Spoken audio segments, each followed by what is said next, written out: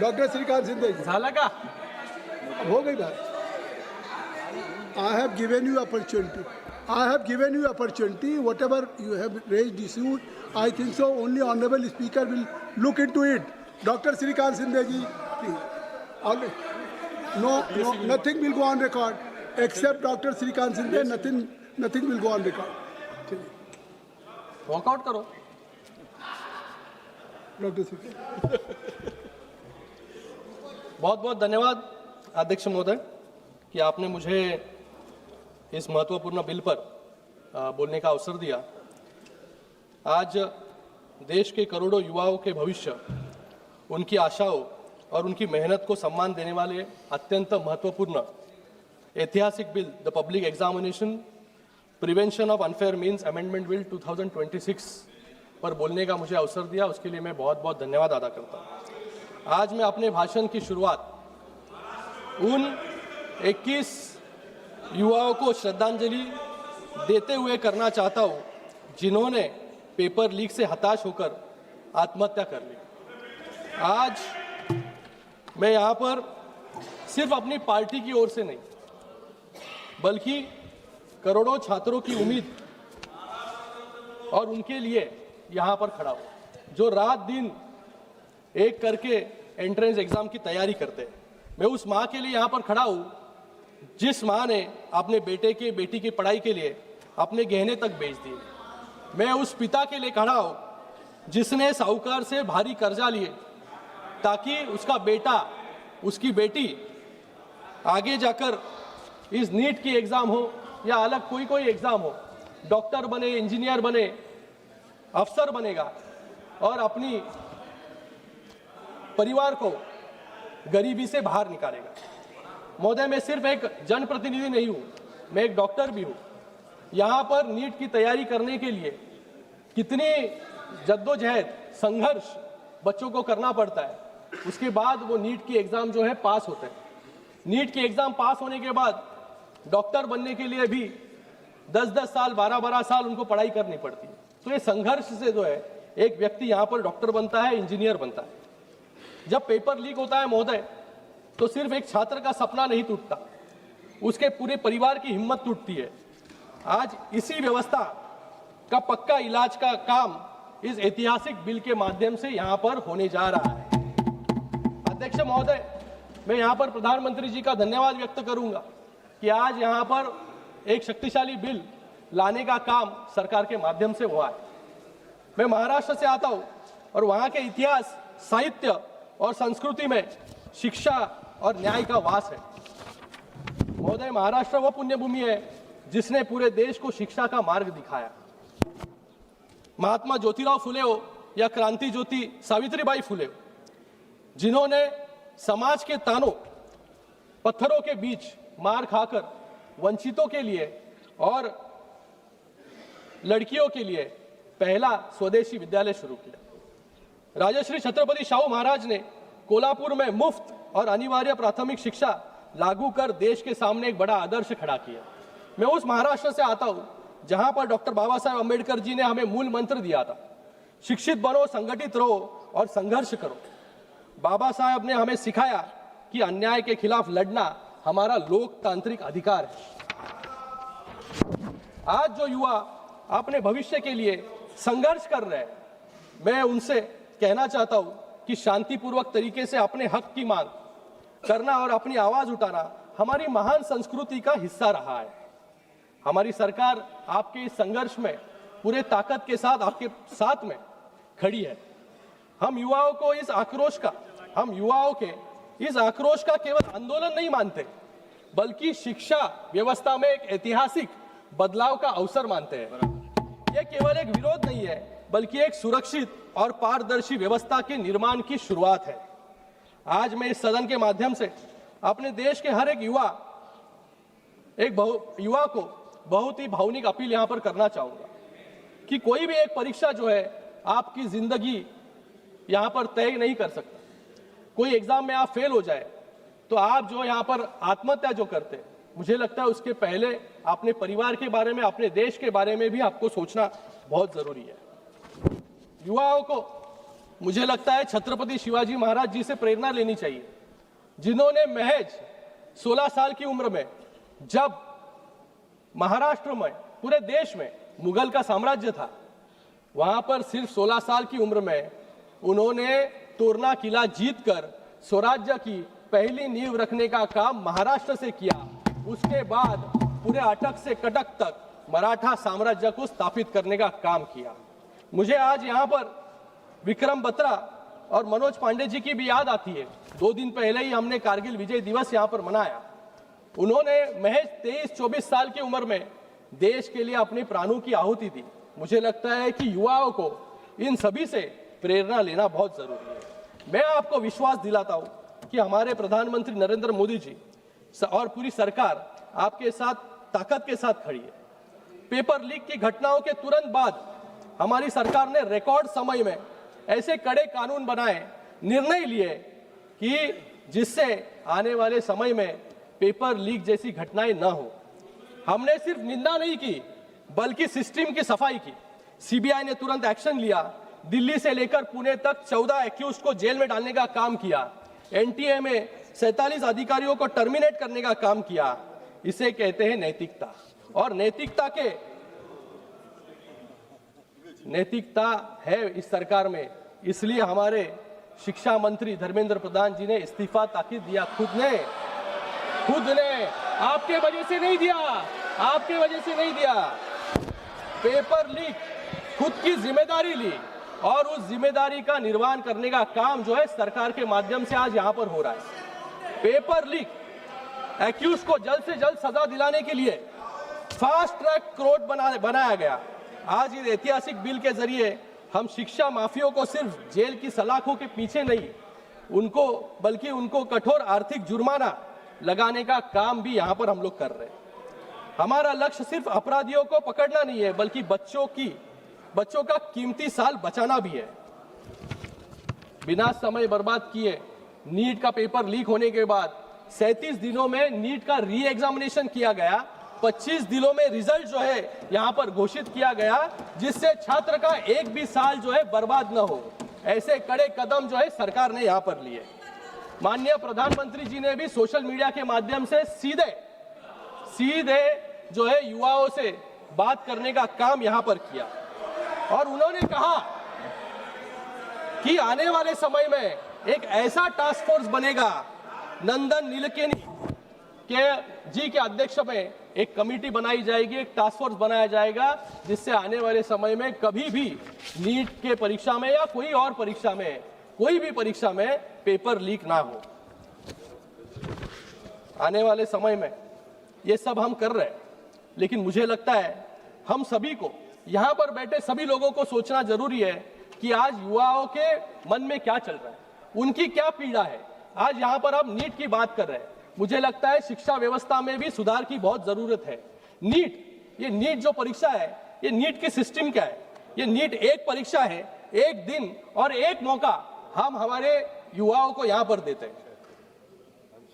NTA agency जो है, ये सेंटर कहां होगा, कौन से डेट पर नीट होगी, ये सब डिसाइड करने का काम जो है एजेंसी के माध्यम से यहां पर किया जाता है। लेकिन मुझे यहां पर कहना है कि छात्रों की सालों की तपस्या, उनके परिवारों की उम्मीदें और उनका पूरा भविष्य सिर्फ 3 घंटे में और उस 3 घंटे में और उस एक दिन में हम कैसे तय कर सकते हैं। मुझे लगता है कि इस नीट की परीक्षा जिस प्रकार से होती है या और कोई परीक्षा होती है, क्योंकि अगर उस दिन वो छात्र 2 साल उसने मेहनत की, पढ़ाई की, उस एक दिन पर वो छात्र जो है बीमार हो गया, उसके घर में जो है कोई बीमार हो गया, घर में कोई चल बसा, या वो कोई दूर दराज गांव में रहता है, वहां पर बाढ़ आ गई, लेकिन उस एक दिन उधर वहां पर आकर उसने अगर परीक्षा नहीं दी तो उसका पूरा 1 साल जो है वहां पर बर्बाद होता है। तो मुझे आपसे भी कहना है यहाँ पर कि हमको ये सिस्टम को बदलना जरूरी है। हम यहाँ पर जो है क्यों डिसाइड कर रहे हैं कि एक ही साल, वो साल में एक ही बार क्यों परीक्षा दें। बाकी अगर हम देशों में देखेंगे तो उस देशों में जो है परीक्षा कई बार आप दे सकते हो, साल में कई बार, जीमैट हो, जीआरई हो। इस परीक्षा में आप अगर अमेरिका में जाओगे तो अमेरिका में कई बार, साल में कई बार परीक्षा दे सकते हो आप, और उस परीक्षा का रिजल्ट तुरंत लगता है, लेकिन उसका एडमिशन जो है साल में एक बार होता है। तो मुझे लगता है कि ऐसी व्यवस्था को अपनाना चाहिए, क्योंकि आज टेक्नोलॉजी आगे जा रही है, एआई है, इसके माध्यम से हम सब लोग को मिलकर इसमें एक अलग रिफॉर्म लाने की जरूरत है। जीमैट हो, जीआरई हो, तो मल्टीपल अटेम्प्ट्स जो है, चांसेस जो है, उसको देना बहुत जरूरी है। लव कृष्णा जी ने यहाँ पर कहा कि एक बैंक बनाया जाए, क्वेश्चन बैंक। मुझे लगता है कि ये पेपर लीक क्यों होता है, क्योंकि सबका पेपर जो है सेम होता है। अगर हम क्वेश्चन बैंक, एक जनरलाइज क्वेश्चन बैंक बनाएंगे बड़ा, और उसमें से अगर एआई जनरेटेड क्वेश्चंस निकले जिसका वेटेज सेम हो, और परीक्षा में जाने के पहले परीक्षा सेंटर पर, अरे सुन लेना राहुल, तो क्यों चिल्ला रहे हैं? अरे बाप, पीछे वाले राहुल को बोल रहा हूँ, पीछे वाले राहुल कासवान को बोल रहा हूँ। वाह, आप मत उत्तेजित होइए। श्रीकांत शिंदे जी, श्रीकांत शिंदे जी, यहाँ आप पर उधर ध्यान मत दीजिए, आप बोलिए। सभापति महोदय, केवल आपकी स्पीच रिकॉर्ड पे जा रही है। देखिए, तो जो अलग अलग देशों में अपनाया गया है वो हमारे देश में भी हम अपना सकते हैं, जिससे ये रैट रेस से जो दबाव है, एक तो परीक्षा का दबाव है, एक तो परिवार का दबाव है, परिवार ने जो कर्जा लिया है उसका दबाव है, इन पूरे दबावों से, प्रेशर में से जो है हमें भी विद्यार्थी को बाहर निकालना बहुत जरूरी है। आज एक परीक्षा किसको जन्म दिया जाए? लव कृष्णा जी ने यहाँ पर कहा, एक बड़ा साम्राज्य यहाँ पर कोचिंग क्लासेस का खड़ा हो चुका है। 50,000 करोड़ का ये एक इंडस्ट्री बन चुकी है। 2030 तक ये 1 लाख करोड़ की इंडस्ट्री बन जाएगी। जो कोचिंग क्लासेस शिक्षा जैसा पवित्र दान करने के लिए यहाँ पर खुले, आज वो आईपीओ बनाने जा रहे हैं। तो मुझे लगता है कि सिस्टम को, सरकार को भी सोचना बहुत जरूरी है कि इन कोचिंग क्लासेस को किस तरीके से रेगुलेट किया जाए, और इसके ऊपर किस प्रकार से, क्योंकि 3 लाख 5 लाख ऐसे जो है यहाँ पर फीस जो है आकारी जाती है, और इस फीस के लिए जो है लोन लिया जाता है। तो मुझे लगता है कि सरकार ने भी इसके बारे में सोचना बहुत जरूरी है। आज हमारे महाराष्ट्र में जब शिंदे साहब मुख्यमंत्री थे, तब हमने EWS, SCBC, OBC जिसकी आय 8 लाख से कम है, ऐसी बेटियों के लिए जो है शिक्षा पूरी तरीके से मुफ्त जो है वहां पर जो है करने का काम वहां पर किया। इसके बारे में भी हम यहाँ पर सोच सकते हैं। मुझे यहाँ पर कहने में आनंद होता है कि जिस तरीके से हमने टैक्सेशन रिफॉर्म्स लाया, GST कानून लाकर, IBC कानून लाकर बैंकिंग रिफॉर्म्स किया, लेबर कोड्स लाकर मजदूरों को सशक्त किया, उसी तरीके से आज इस बिल से एजुकेशन रिफॉर्म्स लाने का काम, अकाउंटेबिलिटी लाने का काम जो है हम लोग यहाँ पर कर रहे हैं। आज यहाँ पर सब लोग चिल्ला रहे थे, गौरव जी ने भी यहाँ पर कहा, गौरव जी ने यहाँ पर दिनकर जी की कविता, उसके साथ में अलग अलग कवियों की यहाँ पर बात की। मैं उनको रामधारी सिंह दिनकर जी की 1962 में जब चीन का युद्ध हुआ, उस युद्ध के बाद दिनकर जी ने किसके लिए ये कविता लिखी थी? एक कविता में क्या लिखा था उन्होंने? घातक है जो देवता सदृश दिखता है, लेकिन कमरे में गलत हुक्म लिखता है। जिस पापी को गुण नहीं गोत्र प्यारा है, समझो उसने ही हमें यहाँ मारा है। ये मैं इसके अंदर विश्लेषण में नहीं जाऊंगा गौरव जी, ये किसके लिए लिखा है सबको पता है किसके लिए लिखा था। और सुनिए उसी दिनकर जी ने और भी लिखा, सियासन खाली करो कि जनता आती है। और इसी के बाद में 1975 में इमरजेंसी जो है उसका स्ट्रगल जो है शुरू, इमरजेंसी के खिलाफ आंदोलन जो है इसी कविता के साथ जो है शुरू हुआ। आज यहाँ पर कह रहे हैं कि टीयर गैस छोड़ा, लाठीचार्ज किया, लेकिन मुझे लगता है कि बच्चों को भी, जिन बच्चों को ये भड़काने का काम यहाँ पर कर रहे हैं, उन बच्चों को भी इमरजेंसी की किताब अगर वो पढ़ ले तो उनको पता चल जाएगा कि डिक्टेटरशिप क्या है, तानाशाही क्या है। कि तानाशाही, सर अभी टाइम है, तानाशाही किसे कहते हैं? तानाशाही, अरे रुको, सुनो यार, सुनो। तानाशाही किसे कहते हैं? इमरजेंसी में 1,11,000 लोगों को बिना ट्रायल जेल में ठूसा गया, इसे तानाशाही कहते हैं। अकेले मीसा में 35,000 लोगों को डिटेन किया, जिनमें 13,000 राजनेता थे, इसे तानाशाही कहते हैं। शाह कमीशन ने साफ कहा, इमरजेंसी का मकसद विपक्ष की आवाज कुचलना था, इसे तानाशाही कहते हैं। एमनेस्टी इंटरनेशनल ने के अनुसार कस्टडी में कम से कम 22 लोगों की मौत हुई, इसे तानाशाही कहते हैं। और सुनो, सरकार ने तो बच्चों की बात सुनी, जो आंदोलन कर रहे थे बच्चे, उनको सुना, उनसे बात की।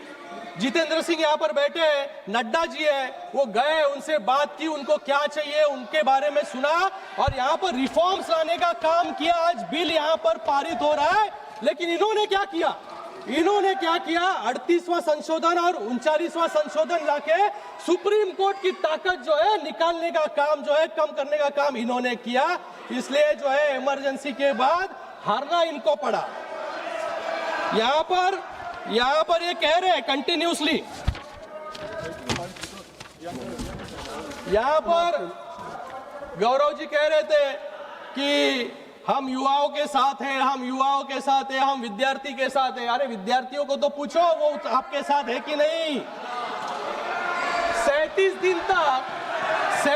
दिन तक जंतर मंतर नहीं गए, इनको 37 दिन तक जंतर मंतर नहीं गए, क्योंकि इनको डर था कि आप जैसी और एक पार्टी तो तैयार नहीं हो जाएगी। तो जेन जी के भाषा में अरे सुनो यार, सुनने की आदत रखो। जेन जी की भाषा में विपक्ष के आंदोलन को एक समराइज करना चाहूंगा मैं जेन जी के भाषा में। 37 दिन तक तो ये जंतर मंतर नहीं गए, तो इनको MIA हो गया। MIA क्या है? MIA missing in action. तो 37 दिन तक हमने कुछ नहीं किया, तो कुछ तो करना चाहिए। जंतर मंतर तो नहीं जा सकते, तो हम जाते हैं प्रधानमंत्री जी के आवास के सामने और वहां पर जाके आंदोलन करते हैं। तो क्या हो गया फिर? आंदोलन क्यों किया आपने? उनको फोमो हुआ, फियर ऑफ मिसिंग आउट। अरे बच्चे यहाँ पर आंदोलन कर रहे हैं, हम क्या कर रहे हैं? तो हम चले गए PM आवास पर। अरे सुनो, आगे आप अपना समाप्त फोमो होने के बाद लहू, इनको डेलुलू डॉक्टर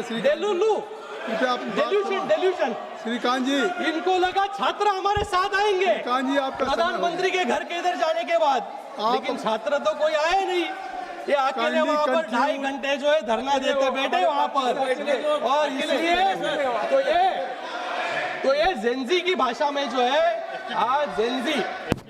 आज और इनको इतनी इनसिक्योरिटी है कि लास्ट में सपा को फोन करके बोला कि बाबा मैं उधर जा रहा हूँ। 2 घंटे के बाद, 2.5 घंटे के बाद सपा के लोग आए और 1 मिनट में पुलिस।